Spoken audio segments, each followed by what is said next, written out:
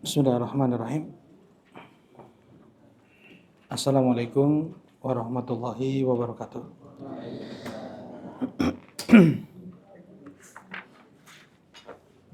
Innal hamdalillah nahmaduhu wa nasta'inuhu wa nastaghfiruh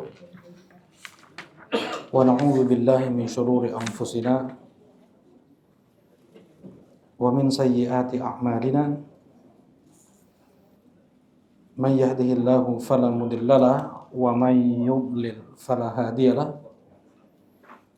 Asyhadu an la ilaha illallah wahdahu la syarikalah wa asyhadu anna Muhammadan abduhu wa rasuluh sallallahu alaihi wa ala alihi wa sahbihi wa sallama tasliman katsira amma ba'd.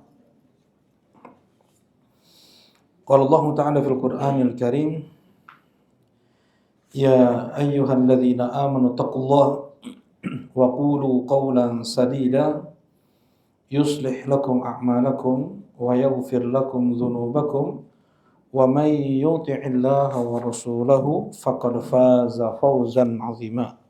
Alhamdulillah. Dan kita bersyukur dengan kita memuji Allah Subhanahu wa taala yang di malam ini kembali Allah limpahkan kepada kita kebaikan-kebaikannya, nikmat anugerah yang tiada henti. Siapapun tidak dapat menghitung berapa banyak nikmat yang Allah limpahkan kepadanya dengan terus setiap hari dan malam yang kita lalui bergelimang kita dalam dosa. Allah Subhanahu wa ta'ala tiada henti melimpahkan anugerahnya kepada kita. Di malam ini Allah mudahkan kita untuk duduk, berkumpul, bermajlis di rumahnya dalam majlis ibadah yang kita niatkan untuk Allah Subhanahu wa ta'ala. Kita niatkan pula menunggu waktu Isya. Kumpulkan banyak niat, ya. Dengan itu berlipat pula pahala yang akan didapatkan. Mudah-mudahan amal ibadah kita diterima oleh Allah dan mudah-mudahan menjadi sebab dipermudahnya setiap langkah kaki kita menuju surga Allah Subhanahu wa taala. Allahumma amin ya rabbal. Kita lanjutkan kajian kita bertauhid. Kita masuk bab la yuzbah lillah bimakan yuzbah fihi li ghairillah. Bab tidak boleh menyembelih untuk Allah, berkurban untuk Allah di tempat di mana di sana di tempat di mana orang-orang berkurban untuk selain Allah.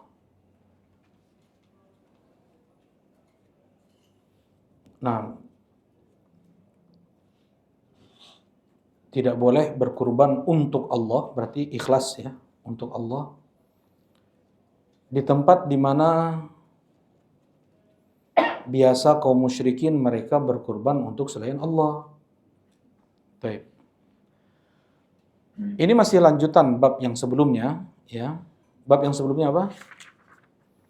Bab maja fi dzabhi li ghairillah. Bab dalil yang datang tentang berkurban untuk selain Allah. Nah, apa bedanya? Bab yang lalu adalah ghayah, tujuan. Memang zat berkurban untuk selain Allah itu adalah haram, ya. Sedangkan bab ini adalah wasilah, pengharaman wasilah atau apa? Sarana atau apa istilahnya wasilah? Sebab ya, sarana apa? Perantara. Ya, sarana bisa menjerumuskan seseorang pada kesyirikan. Ya, sebenarnya enggak syirik ini, enggak syirik. Karena dia berkurban hanya untuk Allah Subhanahu wa taala, tetapi itu bisa menjerumuskan dia pada kesyirikan. Ya. Nanti bisa menjerumuskan dia pada kesyirikan atau dia bisa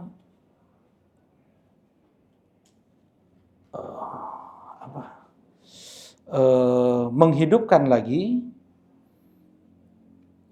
kesyirikan yang asalnya sudah padam. Ya. Nah, ini wasilah kesyirikan. Baik. Jadi kalau bab yang sebelumnya tentang penyembelihannya untuk selain Allah itu yang diharamkan, kalau bab ini adalah sarana penyembelihan untuk Allah apabila di sana ada syiar-syiar kesyirikan, maka tidak boleh dia berkurban di tempat tersebut karena akan menjerumuskan dia pada kesyirikan atau menghidupkan lagi kesyirikan yang sudah padam misalnya. Nah, kita bahas la yuzbah lillah, tidak boleh disembelih hewan untuk Allah. Lillah. Ibadah itu ada at-talab, ada al-qasd. Ya, kita melakukan ibadah itu satu di antara dua. Yang pertama adalah at-talab. At-talab adalah meminta, ya. Meminta seperti berdoa, meminta kepada Allah, beristighotsah kepada Allah. Jadi kalau talab berarti meminta kepada, ya. Kalau berdoa kepada Allah, beristighotsah kepada Allah. Kemudian ada al-qasd. Al-qasd yaitu tujuan maksud, yaitu untuk Allah. Ya, berkurban untuk Allah. Jadi bukan berkurban kepada Allah, jadi berkurban untuk Allah. Ya, nah, salat untuk Allah, bersedekah untuk Allah, seperti itu. La yuzbah lillah, berarti ini ikhlas nih, hanya untuk Allah.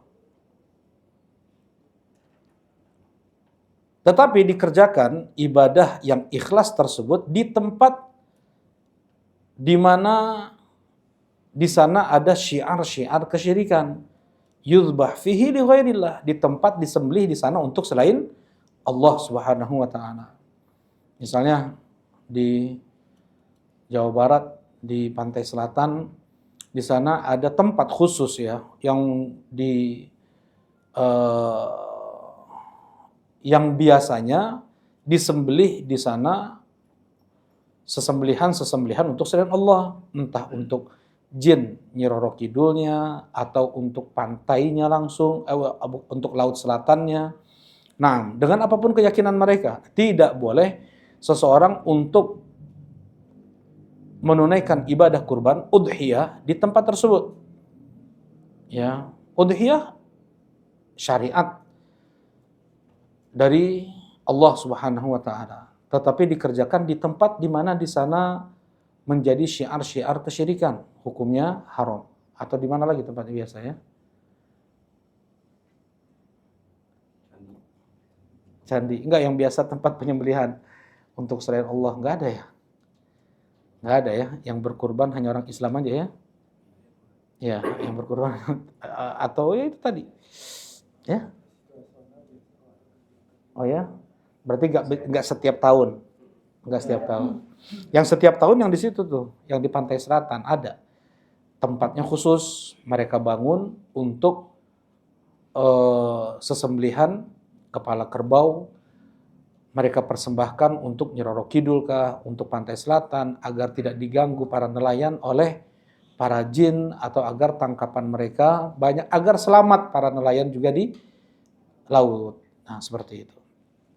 Nah, la yudbah lillah bimakan yudbah fihi li ghairillah. Asy-Syaikh rahimahullah ta'ala hanya menyebutkan dua dalil. Satu ayat, satu hadis tentang haramnya yang demikian.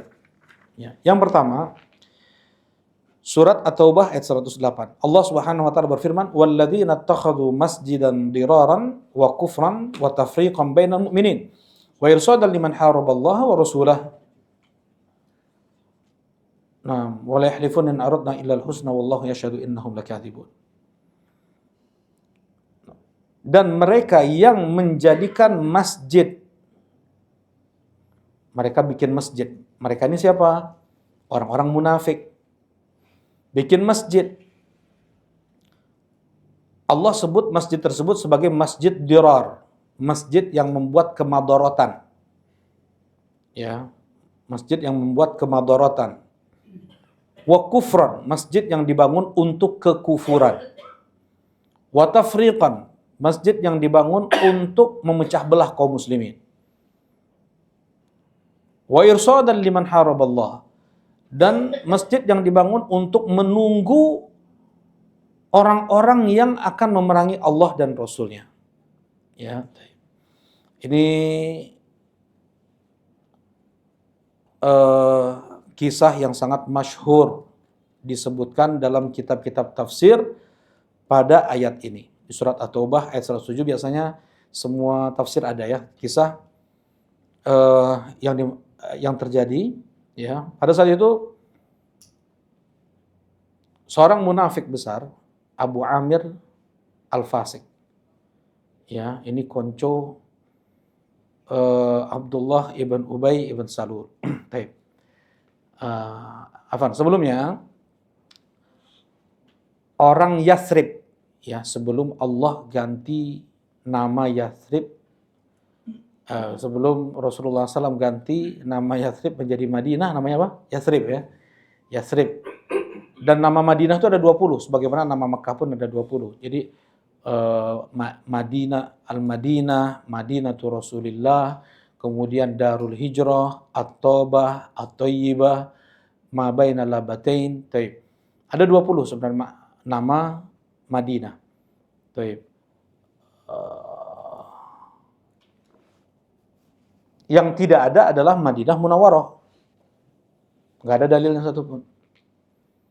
Ya, sebagaimana ditulis oleh Syekh Bakar Abu Zaid rahimahullahu taala, ya, penamaan Madinah dengan Al-Madinah Al-Munawwarah ini kan sangat masyhur ya.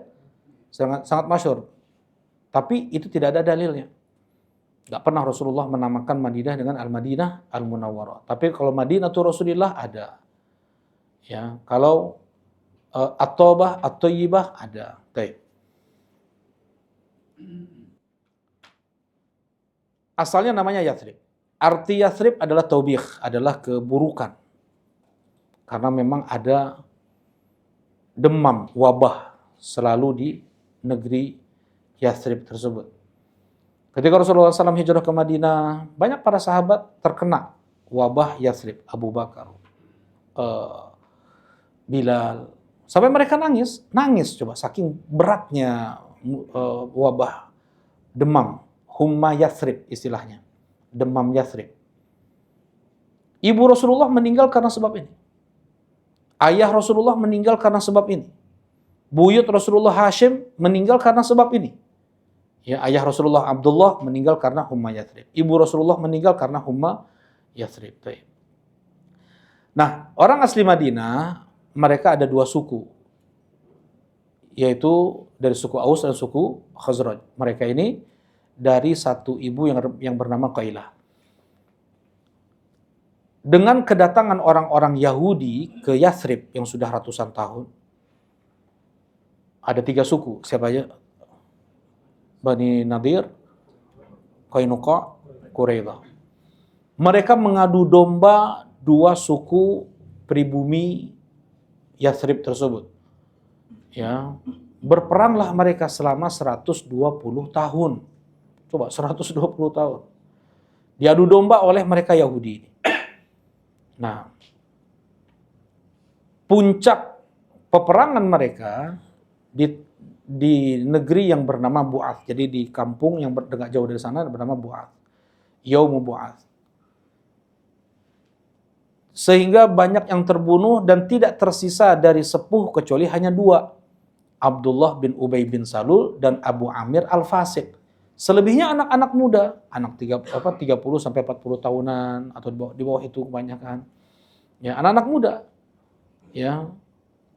Yang sepuh hanya 2 orang ini, Abdullah bin Ubay bin Salul dan Abu Amir Al-Fasik. Semua orang Yathrib pada saat itu menjadikan 2 sepuh ini sebagai, ya, tokoh mereka, rujukan mereka untuk mendamaikan mereka kalau seandainya ada persengketaan di antara mereka. Jadi dijadikan hakim, dijadikan kepala. Kemudian hijrahlah Rasulullah SAW ke Madinah. tentunya kaum muslimin yang mendominasi Madinah pada saat itu beralih, ya, mereka lebih mencintai Nabi, menokohkan Nabi, menjadikan Nabi Muhammad SAW sebagai rujukan mereka dalam dunia, dalam urusan dunia dan dalam urusan agama. Tersisihkan berarti dua orang ini nih. Yang satu kabur, Abu Amir Al-Fasiq kabur ke Syam.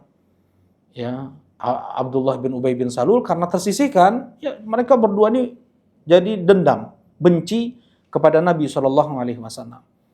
Akhirnya mereka masuk Islam itu setelah Rasulullah pulang dari Badar. Ya, pasukan kaum muslimin 300 orang bisa memenangkan peperangan yang kaum musyrikin pada saat itu 1000 pasukan kurang lebih. Jadi mereka takut nih. Ya, asalnya belum masuk Islam. Ini tahun kedua Hijriah ya. Akhirnya mereka masuk Islam. Tapi mereka menyimpan kebencian kepada Nabi SAW, menyimpan kekufuran. Baik. Kalau Abu Amir pergi, dia ke Syam. Baik. Dan murasalah masih ini di sini kata Syekh Ibnu Taimin ya. Abu Amir ini selalu ngirim surat ke orang-orang munafik di sana. Gimana keadaan? Ya udah, kita bikin masjid ya. Kita bikin masjid untuk menghancurkan Islam. Ya. Ini sebelum Rasulullah pergi ke Tabuk kalau nggak salah. Dan mereka mengundang Rasulullah SAW, ya Rasulullah sholat dulu di Tabuk ya nanti. Sepulang dari Tabuk, saya akan sholat ke masjid kalian. Ya, mereka beralasan Masjid Nabawi jauh, mereka alasan udah penuh, ini orang tua nggak bisa jalan jauh. Rasulullah pun menghukumi ucapan mereka dengan zahir. Insya Allah nanti pulang dari Tabuk saya akan sholat di sana. 2 hari sebelum Rasulullah sampai ke Madinah turun wahyu. Ini dia surat At-Taubah ayat 107. Ya. Nah, Abu Amir Al-Fasiq dia yang yang mempunyai ide untuk membuat masjid Dirar ini. Jadi nggak mungkin kita bikin pendopo orang munafik, kan nggak mungkin ya.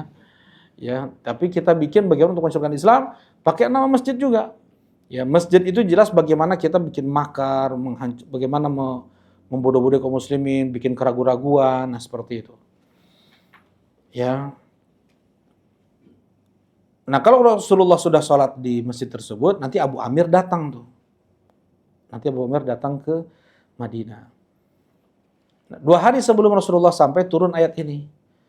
Ya, Allah Subhanahu wa taala tahu makar tipu daya mereka, disingkap oleh Allah dengan surat At-Taubah ayat 108 ini. Walladzina takhadhu masjidan diraran.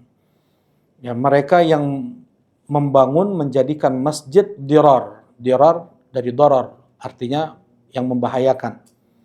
Wa kufran. Ya, mereka mengkufuri Allah li'annahu yuqarriru fihi al-kufr wal iyadu billah. Mereka mengkufuri kekufuran seperti enggak percaya Nabi Muhammad sebagai utusan Allah, Al-Qur'an sebagai kitab suci. Nah, wat tafriq bainal mu'minin, yaitu memecah belah kaum muslimin. Nah, memecah belah kaum muslimin. Nah, karena ini enggak jauh dibangun dari Masjid Quba. Ya. Di Masjid Quba enggak banyak kaum muslimin di sana. Kalau dibangun dekat dengan Masjid Quba, yang terjadi adalah apa? Perpecahan sedikit nanti. Ya. Kemudian yang keempat, al-irsad, dan mereka menunggu orang yang memerangi Allah dan Rasulnya. Tadi siapa? Abu Amir Al-Fasiq. Ya. Nah, tujuan dibangun masjid itu untuk 4 tujuan ini. Untuk dirar, kufran, tafriq, dan irsad.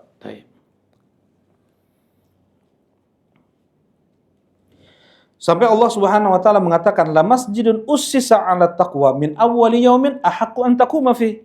Masjid yang dibangun di atas ketakwaan di awal kali itu lebih berhak engkau berdiri di sana, engkau sholat di sana. Maksudnya masjid apa di sini? Masjid Quba. Masjid pertama kali yang Rasulullah bangun adalah Masjid Quba, bukan Masjid Nabawi ya. Masjid pertama kali yang Rasulullah bangun adalah Masjid Quba. Baik.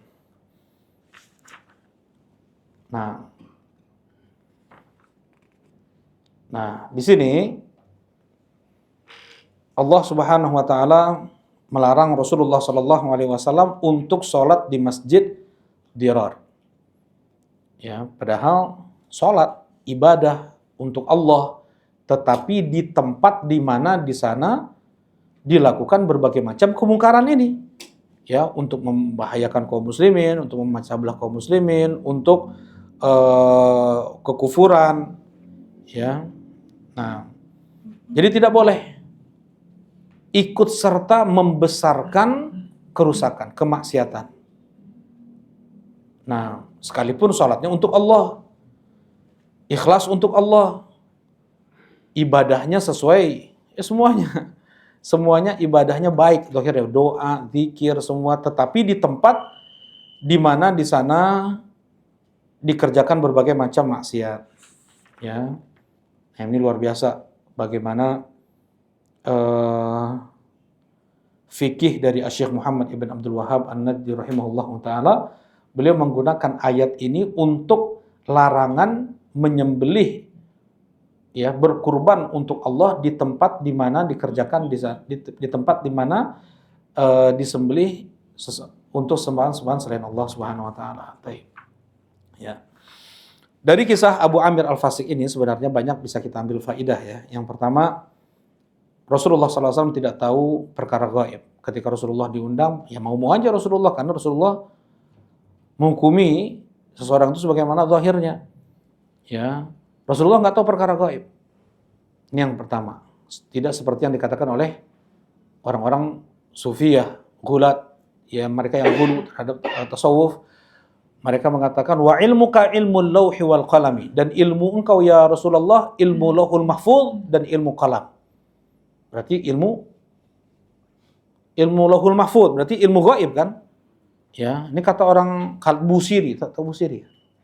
Nah, Busiri dalam bait syairnya seperti itu. Wa ilmuka ilmu lauhi wal qalami. Ilmumu ya Rasulullah ilmu lauhul mahfuz dan ilmu qalam. Ini mereka berlebih-lebihan dalam memuji Nabi sallallahu alaihi wasallam. Dia bilang, sebutlah untuk Rasulullah itu apapun kecuali hanya jangan dikatakan Rasulullah itu anak Allah. Yang lainnya sebutlah. Ya, katanya. Laulaka ya Rasulullah la syamsa walal qamara, kalaulah bukan karena engkau ya Rasulullah, maka tidak ada langit, tidak ada matahari, tidak ada bulan. Ya, ini berlebihan kan nih? Allah menciptakan langit, bumi, matahari, bulan, manusia untuk apa? Untuk beribadah, untuk mentauhidkan Allah Subhanahu wa taala. Ya, baik. Kemudian dia pula mengatakan mukjizat yang Allah berikan kepadamu itu tidak tidak sempurna. Seharusnya disebut namamu di hadapan orang mati, hidup lagi mereka itu. Ini berlebih-lebihannya mereka orang tasawuf kepada Nabi sallallahu alaihi wasallam. Nah, ini bantahan untuk mereka kisah ini. Ini yang pertama, Rasulullah tidak tahu ilmu gaib. Kemudian yang kedua, Abu Amir Al-Fasiq ini punya anak soleh. Namanya siapa? Namanya Hanzalah. Hanzalah ibn Abi Amir. Ya, Hanzalah ini satu-satunya sahabat yang dimandikan oleh malaikat.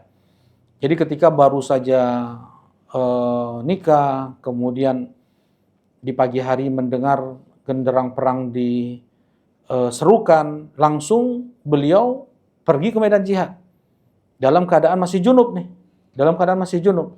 perang, meninggal. Rasulullah diperlihatkan oleh Allah bahwasanya Hanzalah ini dimandikan oleh para malaikat. Yang sahabat-sahabat lain enggak. Ditanya oleh Rasulullah SAW, kenapa? Karena dia junub, ya, belum sempat mandi, dan dia dimandikan oleh mereka. Jadi orang soleh ini, Hanzalah ini soleh. Jadi kita jangan sampai, ini diantara sifat jahiliyah adalah seseorang tuh menghukumi orang ini fasik, misalnya orang ini sesat. Nggak boleh kita hukumi anaknya juga, istrinya juga, keponakannya juga. Oh, itu mah keluarga orang fasik. Nah, ini haram nih. Ini jahiliyah. Ya, ada di adat kebiasaan jahiliyah seperti itu. Ya, sifat keluarga atau saudara-saudara Nabi Yusuf. Saudara-saudara Nabi Yusuf. Qalu in saraqa faqad saraqa akhul lahu min qabl. Kata saudara-saudara Nabi Yusuf kan saudara kandung Nabi Yusuf Benyamin itu kan diambil oleh Nabi Yusuf ya, dengan tipu daya dibuat oleh Nabi Yusuf. Nah, kata saudara-saudaranya ini, kalau dia ini pencuri, dia tentunya sudah pencuri, sudah menjadi pencuri juga saudaranya yang sebelumnya. Nah, jadi ini adalah sifat jahiliyah ketika menyandarkan juga kesalahan yang dilakukan oleh satu keluarga, ya dia sandarkan juga ke keluarga-keluarganya, ke saudara-saudaranya yang lain. Itu hukumnya haram. Hukumnya haram. Berapa banyak mereka para tokoh-tokoh Quraisy yang kafir, musyrik, jahat kepada Nabi SAW, tetapi anak-anak mereka adalah pejuang di dalam Islam. Seperti misalnya anak Abu Jahal siapa? Ikrimah. Nah, Ikrimah ibn Abi Jahal. Anak dari siapa nama ayahnya Khalid bin Walid? Walid ibn Mughirah. Ya, Walid ibn Mughirah. Dia yang berpikir keras. Jadi orang tokoh-tokoh Quraisy mereka ini rapat kemudian musyawarahkan sebentar lagi datang waktu haji. Orang-orang datang. Mereka akan pertanyakan apa Muhammad itu? Apa yang dibawanya? Al-Quran itu apa? Kita harus satukan kalimat. Nah, yang berpikir keras sampai Allah sebut di surat Al-Muddathir, innahu fakkara wa qaddar, faqutila kaifa qaddar, thumma qutila kaifa qaddar, thumma nadhar. Dia berpikir, ya, kemudian menimbang-nimbang. Ya, terus dia berpikir keras seperti itu. Akhirnya dia membuat kesimpulan, in hadza illa qaulul bashar. Al-Qur'an ini hanyalah ucapan manusia biasa. Sa'uslihi sakor. Kata Allah, kami akan masukkan dia ke dalam neraka sakor. Karena sebab berpikir aja. Karena sebab berpikir, membuat kesimpulan ya dengan kebatilan. Walid ibn Mughirah dipastikan neraka. Anaknya Khalid ibn Walid, Saif bin Suyufillah, pedang dari pedang-pedang Allah. Ya. Kemudian siapa lagi? Umayyah ibn Khalaf, ya, orang kaya terkaya di Makkah. Bagaimana menyiksa Bilal karena Bilal budaknya, menyiksa Bilal, ya, memukuli Bilal. Nah, anaknya masuk Islam, Sofwan. Ya, kemudian siapa lagi? Abu Jahal udah. Mus'ab bin Umair ya. Mus'ab bin Umair. Kemudian juga anak dari Abdullah ibn Ubay ibn Salul. Ya, anak dari Abu Amir Fasik tadi. Bukannya ada atau Nabi Ibrahim alaihi salatu wassalam, ya, bagaimana ayahnya tukang bikin berhala, Nabi Ibrahimnya tukang maksudnya ngehancur-hancurin berhala. Barakallahu fikum. Ini ya Firaun istrinya, ya. Kemudian juga bisa kita ambil dari kisah ini adalah ketika seseorang sudah hasad, dengki, maka susah untuk menerima kebenaran. Ya. Demikian pula orang-orang Yahudi. Mereka tahu benar bahwasanya Nabi Muhammad SAW adalah nabi yang mereka tunggu. Ya, sengaja mereka ratusan tahun tinggal di Madinah berharap dari keturunan mereka nabi terakhir tersebut. Ternyata dari suku Arab. Mereka itu rasis. Ketika Huyai bin Akhtab, ya, ayah dari Sofia, bersama adiknya menunggu-nunggu Rasulullah SAW yang dikatakan Rasulullah, oh tuh datang. Pas dia dilihat, oh, mereka berdua ngelihat nih, Huyai bin Akhtab, kepala suku Bani Nadir, dengan adiknya melihat ciri fisik Nabi, berjalan, cara bicaranya, kemudian mereka pergi. Adiknya nanya, ahwa, apakah dia itu yang kita tunggu? Ya, apakah dia itu memang utusan Allah itu? Nah, kata Huyai bin Akhtab, iya, betul, dia yang kita tunggu itu. Terus bagaimana? Al-adawah ma baqiya dahr. Permusuhan sampai mati. Permusuhan sampai mati. Nah, berapa banyak pendeta-pendeta Yahudi meyakini kenabian Rasulullah SAW tetapi tidak mau masuk Islam. Karena hasad, dengki. Bukan dari kalangan Bani Israel, tapi dari kalangan Arab. Ya, ini yang terjadi. Demikian pula hasadnya iblis kepada ayah kita Adam. Nggak mau menerima kebenaran. Jadi orang kalau sudah hasad, kalau sudah dengki, susah untuk menerima kebenaran. Jadi harus segera diobati. Bagaimana cara mengobati hasad? Karena la yakhlu jasadun minal hasadi. Hampir nggak selamat satu jasad pun dari yang namanya hasad. Itu kata Syekhul Islam. La yakhlul jasadu minal hasadi. Hampir tidak selamat satu jasad pun dari yang namanya hasad. Walakin al-karim yukhfi wal-la'im yubdi. Tetapi seorang yang mukmin, yang karim, yang mulia, dia itu mencoba untuk memerangi, menutup, menyembunyikan, dan dia perangi hasadnya itu. Berbeda dengan orang yang fasik, laim, yang tercela. Dia mau memperlihatkan. Bagaimana cara melawan hasad? Yang pertama, berdoa kepada Allah, minta perlindungan dari hasad. Ya, minta perlindungan dari hasad agar Allah angkat hasad. Ya. Minal aghlal termasuk dari penyakit hati. Mana doa yang ada dalam Al-Qur'an, Rabbana ighfir lana wa li ikhwanina alladziina sabaquna bil iman wa la taj'al fi qulubina ghillan lil ladzina amanu. Wahai Rabb kami, ampuni dosa-dosa kami, dosa-dosa orang sebelum kami, dan jangan kau jadikan dalam hati kami ghil, penyakit-penyakit hati kami terhadap saudara-saudara kami. Ya. Nah, wa naza'na ma fi sudur min ghillin, sampai hampir mustahil tidak ada hasad pada seseorang itu. Allah Subhanahu wa taala ketika kaum muslimin mereka berhasil melewati sirat, ya. Kemudian mereka berada di mana? Antara sirat dengan surga, Qantharah. Nah, di Qantharah tersebut Allah Subhanahu wa taala bersihkan mereka. Ya. Wa naza'na ma fi sudurihim min ghillin ikhwanan ala sururi mutaqabilin di surat Ibrahim. Kami cabut dari dada-dada mereka, dari hati-hati mereka, penyakit-penyakit hati, agar mereka nanti di surga mereka bisa berhadap-hadapan bersaudara. Ya, nggak ada lagi hasad, nggak ada lagi dengki. Ya, orang penghuni surga pun ada juga mereka penyakit hatinya sedikit, ya, ketika di dunia ini. Ini yang pertama, minta perlindungan kepada Allah dari penyakit hasad. Kemudian yang kedua adalah mendoakan kebaikan untuk orang yang dia dengki. Ya, jadi yang kedua ini bagaimana kita melawan bisikan setan yang ada dalam tubuh kita ini. Ya, bagaimana kita melawan bisikan setan? Karena hasad bermula dari bisikan hati, was-was, ya, bisikan hati, kemudian menjadi pikiran, kemudian menjadi tekad, menjadi penyakit, bercokol. Kita bagaimana melawan bisikan tersebut? Yang pertama, yaitu dengan kita mendoakan kebaikan untuk orang yang kita hasad. Kemudian yang ketiga adalah dengan kita menyebutkan kebaikan-kebaikan orang tersebut. Ya. Yang keempat adalah dengan kita memberi hadiah kepada orang yang didengki itu. Ini cara melawan hasad. Ya. Baik.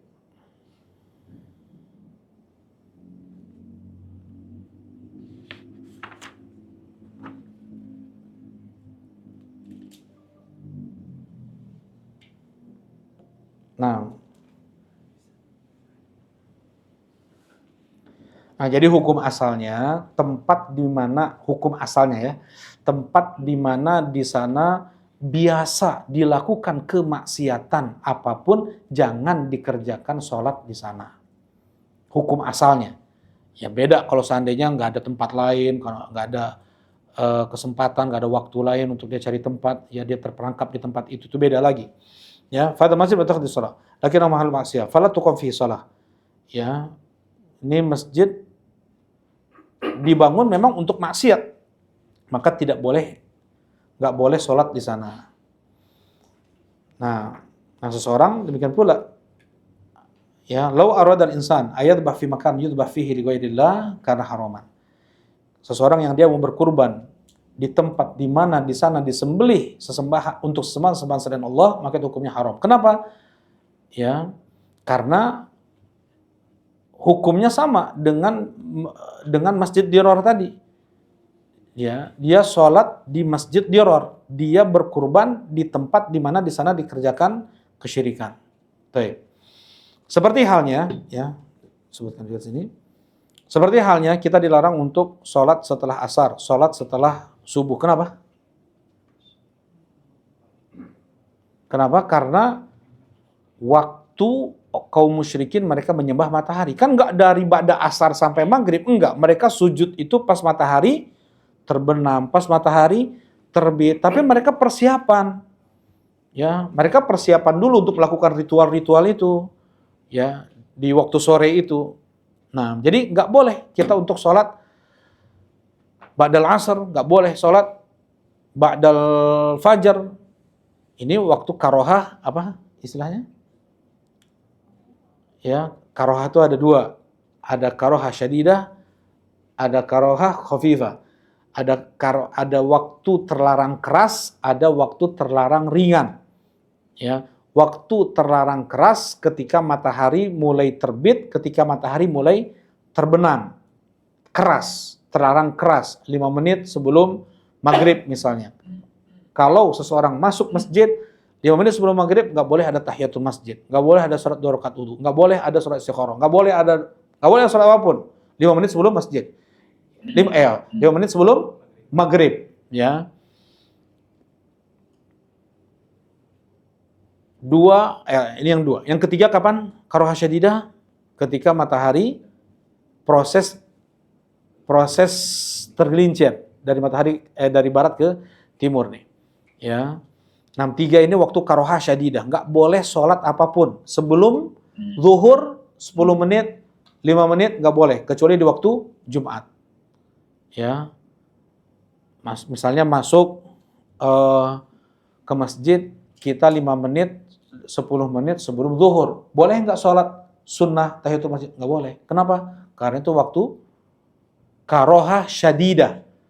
Ya, karohahnya syadidah, keras, larangannya itu keras. Ya, kapan? Ulangi lagi, 3 tadi waktunya. Ketika matahari mulai terbit sampai terbit betul. Kemudian kedua, mulai terbenam sampai terbenam betul. Kemudian ketiga, ketika matahari mulai tergelincir dari timur ke barat. Ya, jadi nggak langsung matahari itu. Ya, ada jeda waktu kurang lebih sebenarnya 15 sampai 17 menit. Baik. Itu karohah syadidah. Yang kedua adalah karohah khafifah. Karohah khafifah itu yang larangannya ringan. Kapan itu? Ba'dal asar. Sampai sebelum matahari terbenam. Ba'dal fajar. Habis sholat subuh. Sampai matahari sebelum terbit. Ya, ringan. Kenapa? Masih boleh di sana kita kerjakan sholat-sholat sunnah yang ada sebab. Tapi kalau sholat sunnah yang tidak ada sebab, boleh nggak? Nggak boleh. Kita boleh. Misalnya ba'dal zuhur ya. Jam 1, jam 2, tiba-tiba dia ingin sholat aja 2 rakaat kayak gitu. Tiba-tiba dia, bukan sholat wudu, bukan sholat istikharah, dia ingin sholat aja. Namanya apa? Nafilah mutlaqah. Namanya sholat sunnah mutlaqah. Nggak ada sebab. Tiba-tiba dia ingin curhat sama Allah. Dia ingin berkeluh kesah dengan Allah. Dia ingin bersyukur kepada Allah. Dia rindu sama Allah. Ya, dia ingin bermunajat, berbisik-bisik dengan Allah Subhanahu wa taala. Ini nafilah mutlaqah. Itu boleh dikerjakan pada zuhur, pada maghrib ini, pada isya. Ya, tapi kalau ba'dal asar atau ba'dal fajar hukumnya nggak boleh, kecuali hanya sholat-sholat yang ada sebabnya. Ya, mana dalilnya? Rasulullah SAW beliau tersibukkan oleh wufud Abdul Qais. Ya, ada rombongan Abdul Qais datang ke Nabi SAW sehingga Rasulullah harus menjamu beliau, nggak sempat sholat ba'diyah zuhur. Beliau ganti menjadi ba'dal asr.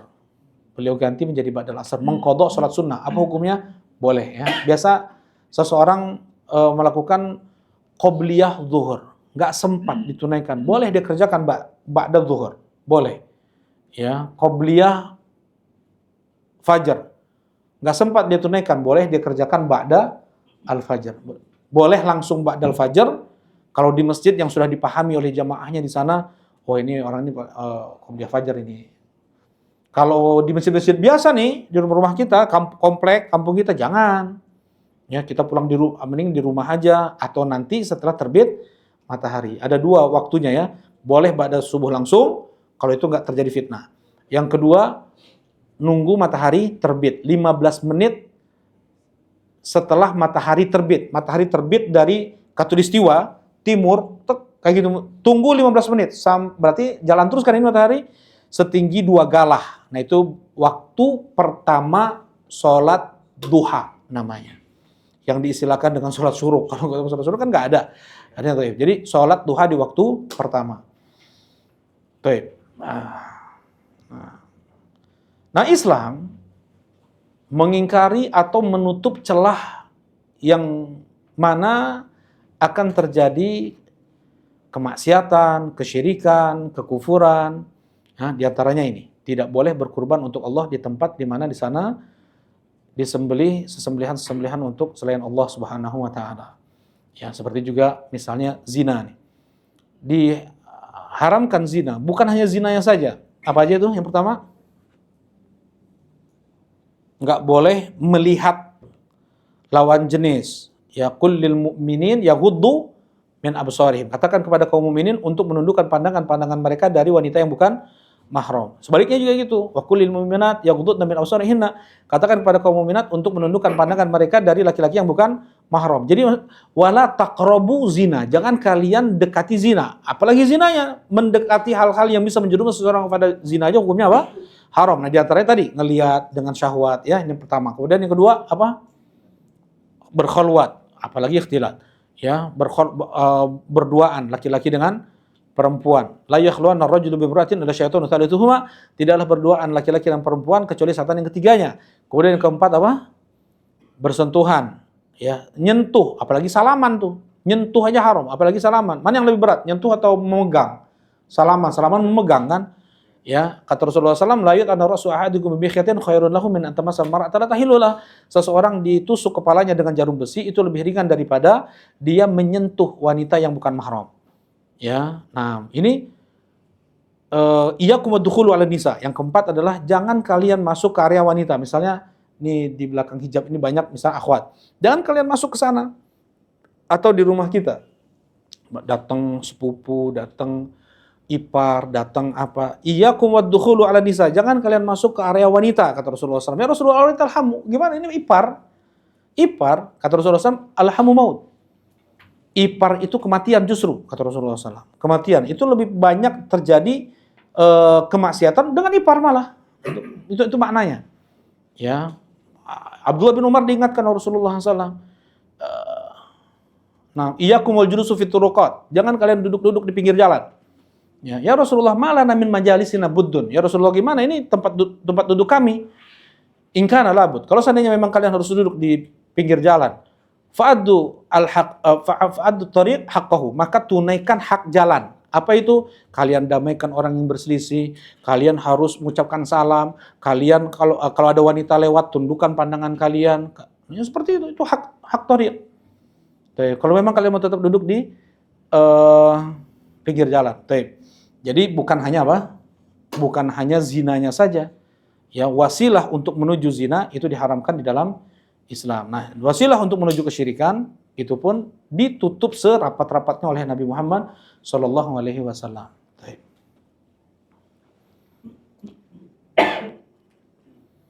Nah, kita baca hadis yang setelahnya. Ya. Baik. Kalau ini jelas hadisnya jelas sekali.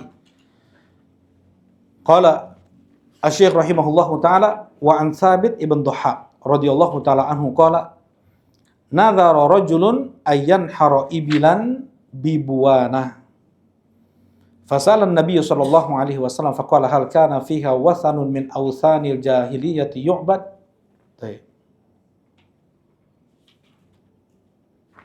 Nah, dari Tsabit ibn Dhahhak radhiyallahu taala anhu beliau berkata, ada seseorang bernazar. Nazar itu bersumpah.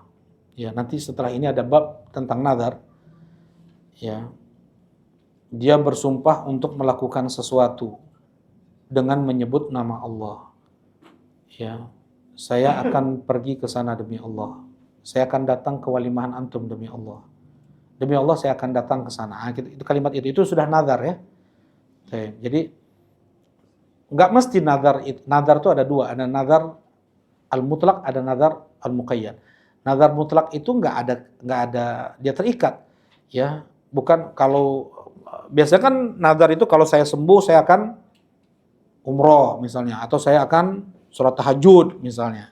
Kalau saya lulus ujian saya akan itu yang dikenal nazar ya. Itu namanya nazar muqayyad. Ya, ada nazar mutlak. Tadi nazar mutlak. Demi Allah saya akan sholat tahajud. Saya bernazar untuk Allah sholat tahajud. Kayak gitu aja. Ya. Karena dia susah untuk sholat tahajud. Akhirnya dia paksakan diri dia untuk sholat tahajud. Jadi hukum sholat tahajud bagi dia apa? Wajib.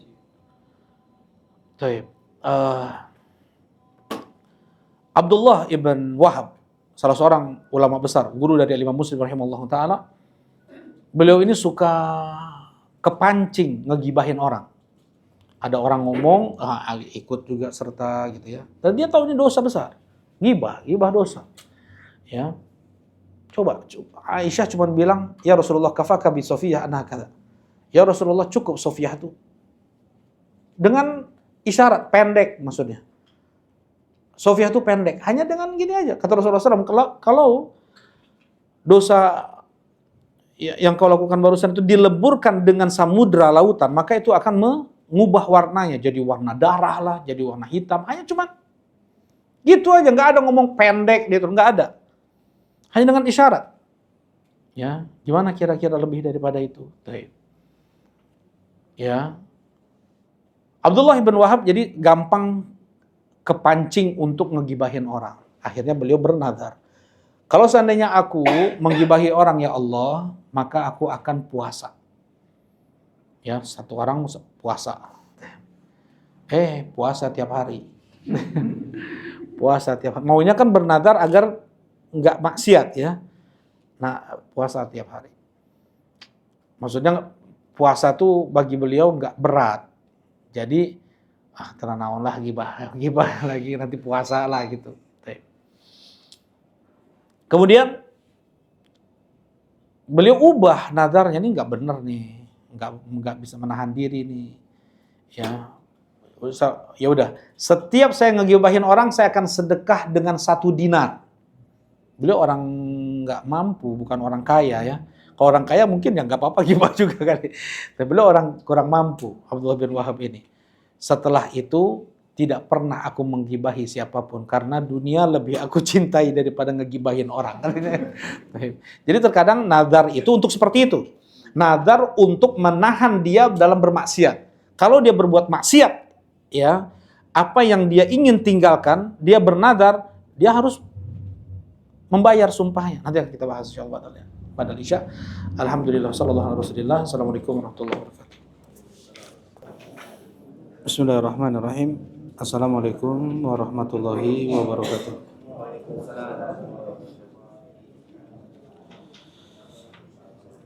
Alhamdulillah wassalatu wassalamu ala Rasulillah amma ba'd. Nah, kita melanjutkan kajian kitab At-Tauhid di Syekhul Islam Muhammad ibn Abdul Wahhab An-Najdi rahimahullahu taala.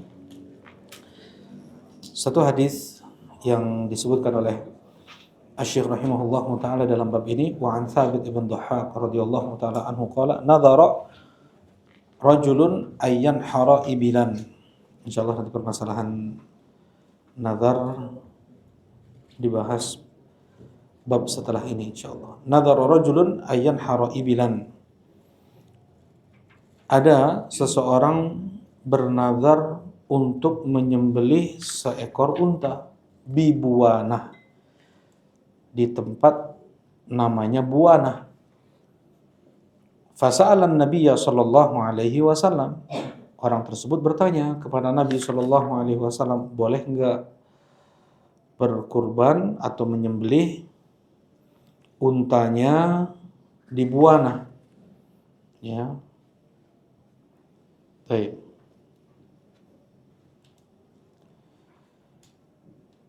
Faqala hal kana fiha wathanun min awthanil jahiliyyati yu'bad? Kemudian Rasulullah SAW kembali bertanya, apakah di Buanah itu ada berhala dari berhala-berhala jahiliyah yang disembah? Qalu la. Mereka menjawab, para sahabat, enggak ada ya Rasulullah. Qala fahal kana fiha 'id min a'yadihim? Rasulullah kembali bertanya, apakah di sana ada hari-hari atau tempat yang dijadikan ritual orang-orang jahiliyah? Baik. Qalu la, mereka menjawab tidak. Id diambil dari kalimat ada yang udu, artinya yang berulang, yang kembali gitu ya. Jadi Id ada dua, ada Id al-makani, ada Id az-zamani. Ada Id tempat yang didatangi berulang setiap tahun atau setiap bulan, yang diyakini ada, ya dia beribadah di tempat tersebut. Ada Iduz Zaman, ada waktu yang berulang setiap tahun dibesarkan, dirayakan. Nah, kalau tempat di mana dalam Islam yang selalu didatangi, dirayakan, didatangi, kemudian ibadah di sana, Arafah ya. Masjidil Haram, Arafah, Mina, Muzdalifah. Ya, ini untuk manasik haji masih di sana.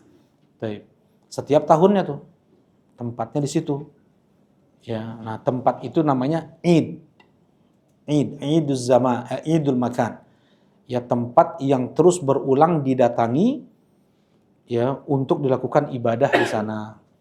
Waktu-waktunya khusus.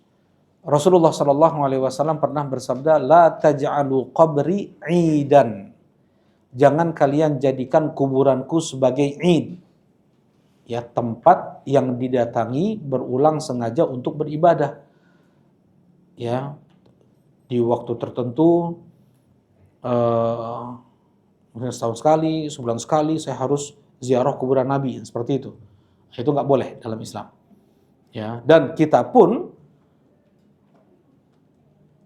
tidak boleh untuk sengaja, ya, safar mengeluarkan uang menziarahi kuburan Nabi tujuannya. Enggak boleh. Rasulullah SAW mengatakan, la tushaddur rihal illa ila thalathatil masajid. Tidak boleh dilakukan safar yang melelahkan kecuali hanya ketiga masjid. Masjid hadza, Masjid Nabawi, wa Masjidil Haram, wa Masjidil Aqsa. Hanya tiga masjid ini saja.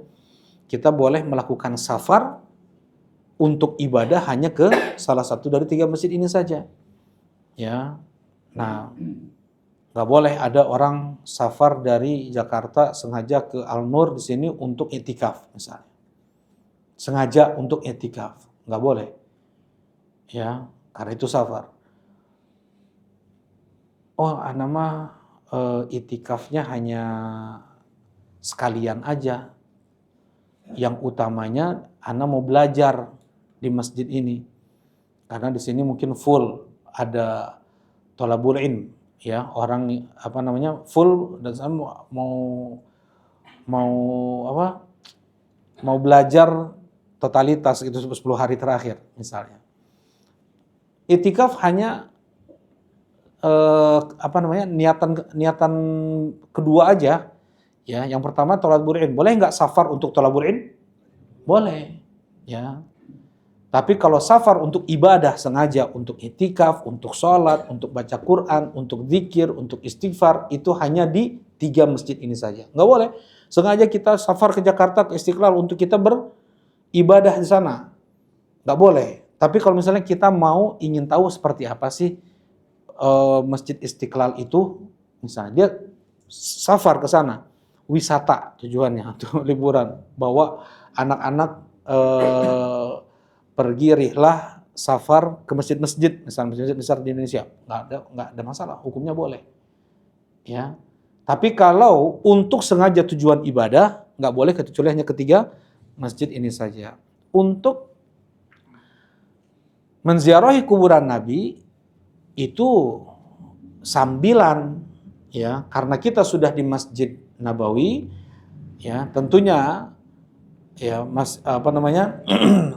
kuburan Rasulullah SAW bersebelahan dengan Masjid Nabawi, sekalian kita berkunjung atau menziarahi kuburan Rasulullah Shallallahu Alaihi Wasallam, seperti itu. Jadi kalau sengaja ke sana nggak boleh. La taj'alu qabri 'idan. Jangan kalian jadikan kuburanku sebagai tempat yang didatangi berulang.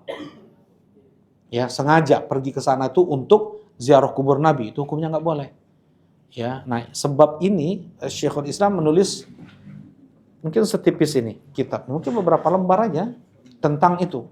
Nggak boleh safar untuk sengaja ziarah kuburan Nabi. Akhirnya beliau ditangkap, beliau dipenjara, meninggal karena sebab itu.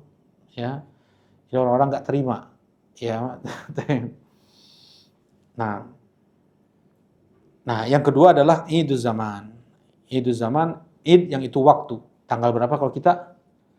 1 Syawal dan 10 Dzulhijjah. Mesti kan? Itu dalam 1 tahun. Setiap 1 Syawal kita rayakan. Setiap 10 Dzulhijjah kita rayakan. Per pekannya hari Jumat. Setiap hari Jumat kita rayakan. Ya, kita besarkan makanan berbeda daripada hari-hari biasa. Pakaian berbeda dari hari-hari biasa. Itu ibadah. Ibadah. Ya, dengan dia mungkin ya makanannya lebih berbeda, lebih istimewa lah, karena dia ingin menjadikan hari tersebut sebagai hari raya untuk dia. Ya, hari Jumat sebagai hari raya per pekan. 1 Syawal, 10 Dzulhijjah per tahun, seperti itu. Nah, ya, Rasulullah SAW bertanya, apakah di sana ada Id min a'yadihim? Apakah di sana ada tempat ritual yang didatangi berulang oleh kaum musyrikin setiap tahunnya? Qalu la, enggak ada. Faqala Rasulullah SAW, aufi bin nadrik, fa innahu la wafa li nadrin fi ma'siyatillah. Kata Rasulullah SAW, tunaikan nadarmu, ya, tunaikan nadarmu karena tidak boleh untuk menunaikan nazar yang itu maksiat. Ya, bagaimana maksiat? Ya, kalau di sana ada tempat penyembelihan untuk selain Allah, maka hukumnya nggak boleh. Itu maksiat. Kalau misalnya di sana ada hari raya kaum musyrikin, biasa tempat dijadikan perkumpulan mereka kaum musyrikin, nggak boleh juga di sana. Wala fima la yamlik ibn Adam, kata Rasulullah SAW, tidak boleh juga untuk menunaikan nazar yang tidak dia miliki. Maksudnya saya bernazar, kalau saya sembuh, saya akan bernazar mewakafkan motor kakak saya misalnya. Ya nggak boleh. Tapi mana yang seperti ini terjadi ya di zaman Nabi SAW ketika unta sodakoh dibawa lari oleh Uraniyin, istri si pengembala ini bisa kabur menunggangi unta Nabi SAW yang bernama Qaswa, paling besar, paling cepat larinya. Dan dia bernazar nih, kalau saya berhasil selamat, saya akan sembelih unta ini untuk Allah. Punya Nabi SAW. Jadi nggak boleh ditunaikan nazarnya. Walaupun dia bernazar, berjanji pada Allah, gimana tuh udah nazar? Ya itu mah urusan antum sama dia. Nanti kita akan bahas. Apa itu nazar, bagaimana cara kafarah nazar, kemudian nazar yang sah dan yang tidak sah, insya Allah akan kita bahas.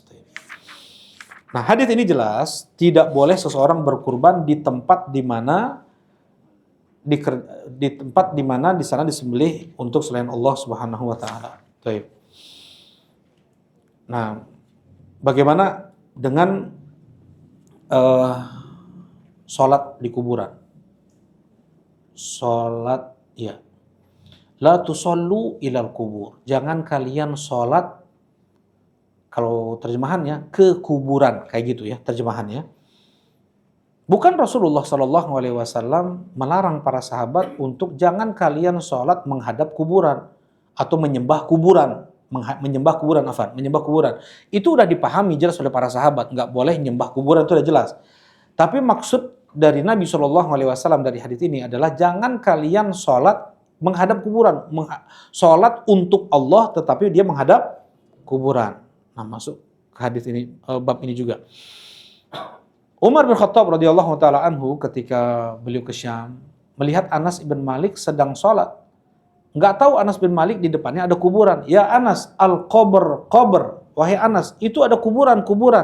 Tapi kedengarannya al-qamar, qamar gitu. Jadi kan ba sama mim kan dikit ya. Makhrajnya kan sama. Kalau ba sedikit lebih ditekan daripada mim. Makanya kedengar sama Anas al-qamar, qamar. Anas sampai ngangkat kepala ke atas. Memang hukumnya kan nggak boleh. Ya, sholat kita memandang ke atas itu ancamannya dibutakan oleh Allah, dicabut penglihatannya oleh Allah. Ini tapi Anas kaget, kenapa kok Umar ngelarang ngelihat bulan-bulan? Qamar artinya bulan-bulan wahai Anas. Tapi maksud Umar bin Khattab adalah apa? Itu kuburan di depan. Jadi nggak boleh sholat untuk Allah sekalipun ikhlas tetapi menghadap kuburan. Nah, seperti itu. Ya. Jadi hal-hal yang itu betul-betul menyerupai kaum musyrikin jangan sampai dikerjakan. Ya, sampai ya para ulama-ulama kemudian mengatakan ya nggak boleh misalnya kita jualan di tempat di sana ada peribadatan kepada selain Allah. Misalnya ada kuburan-kuburan yang disembah ya. Kan orang berbisnis ke sana kan? Berbisnis ke sana. Kita mau jualan bakso nih, mie ayam misalnya. Ya, sedang ramai orang di sana. Nggak boleh, karena kita ikut membesarkan tempat tersebut, acara-acara itu. Ya. Nah, jadi bahkan bukan hanya untuk ibadah saja, untuk kita jualan di tempat di mana di sana jelas kesyirikannya, jelas kekufurannya, jelas kemaksiatannya, itu hukumnya nggak boleh. Ya, baik. Mana dalilnya? Mereka semua ulama pakai dalil ini. Pakai dalil ini. Hadis sahabat yang bernazar untuk menyembelih untanya di Buana. Nah, baik. Ini sebenarnya ada pembahasan tentang nazar, cuman baiknya diakhirkan aja. Al-hadharu min musyabahatil musyrikin fi a'yadihim walau lam yaqsidhu. Ya, peringatan untuk menyerupai kaum musyrikin dalam hari-hari raya mereka, tempat-tempat perayaan mereka, sekalipun dia tidak bertujuan untuk itu. Ya, nah, ya semua masuk hal-hal yang itu ada tasyabbuh bil kuffar, ya, yang menciri khaskan agama mereka, kesyirikan mereka, kekufuran mereka, hukumnya haram. Pun di antara dalilnya adalah hadis ini. Baik. Ini kalau kita bahas bab yang setelahnya panjang nih.